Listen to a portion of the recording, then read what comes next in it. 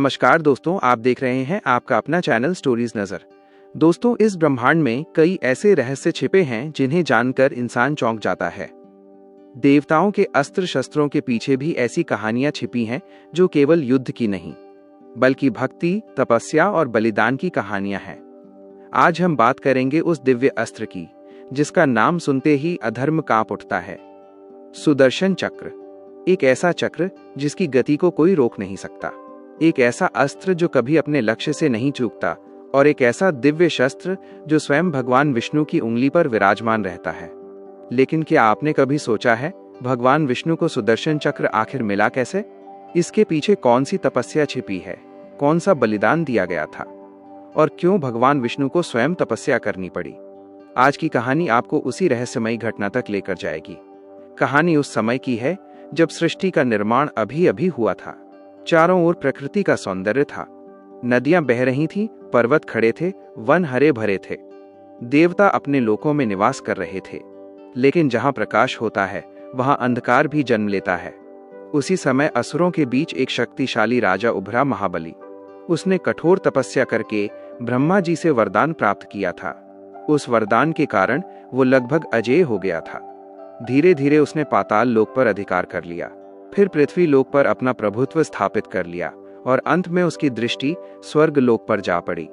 जब महाबली की सेना स्वर्ग की ओर बढ़ी तो देवताओं में भय फैल गया।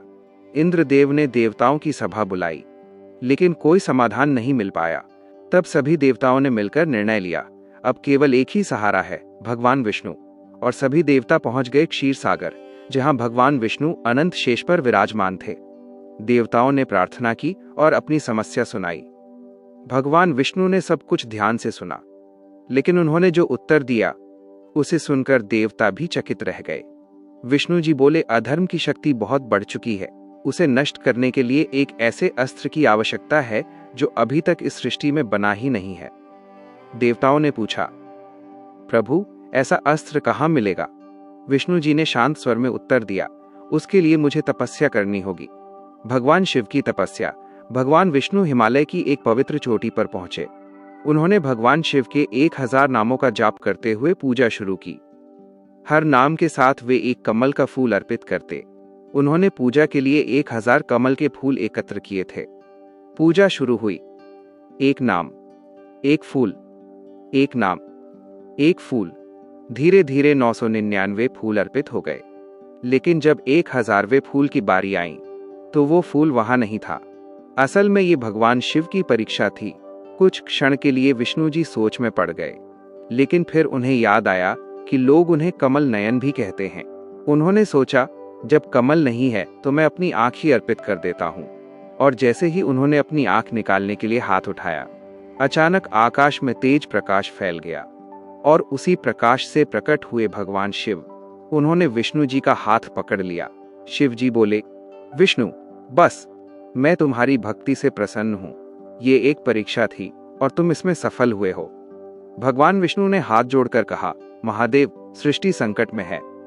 मुझे एक ऐसा दिव्य अस्त्र चाहिए जो अधर्म का अंत कर सके। भगवान शिव ने अपनी योग शक्ति से 5 तत्वों की ऊर्जा को एकत्र किया, अग्नि, वायु, जल, पृथ्वी और आकाश। फिर अपने तीसरे नेत्र की दिव्य अग्नि से उन्होंने उस ऊर्जा को तपाया। धीरे धीरे एक चमकता हुआ दिव्य चक्र बनने लगा। वही चक्र था सुदर्शन चक्र। शिव जी ने वो चक्र भगवान विष्णु को देते हुए कहा, विष्णु, ये चक्र धर्म की रक्षा के लिए है, इसे केवल सत्य और न्याय के लिए ही प्रयोग करना।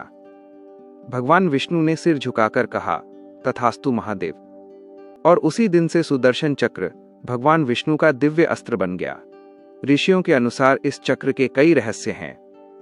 यह कभी अपने लक्ष्य से नहीं चूकता, इसकी गति को कोई माप नहीं सकता। इसमें 12 आरे हैं जो समय के चक्र का प्रतीक हैं, और ये केवल शरीर ही नहीं, अधर्म का भी अंत करता है। दोस्तों, इस कहानी से हमें एक गहरी सीख मिलती है। जब भगवान विष्णु जैसे देव भी भक्ति और समर्पण का मार्ग अपनाते हैं तो हमें भी अपने जीवन में धैर्य और श्रद्धा बनाए रखनी चाहिए, क्योंकि जब संकल्प सच्चा होता है तो स्वयं भगवान भी सहायता के लिए प्रकट हो जाते हैं। दोस्तों, अगर आपको ये कहानी पसंद आई हो तो वीडियो को लाइक जरूर करें और ऐसे ही अद्भुत पौराणिक रहस्यों को जानने के लिए स्टोरीज नजर चैनल को सब्सक्राइब करना बिल्कुल ना भूलें। कमेंट में जरूर लिखें जय विष्णु जय महादेव। फिर मिलेंगे एक नई रहस्यमयी कहानी के साथ। धन्यवाद।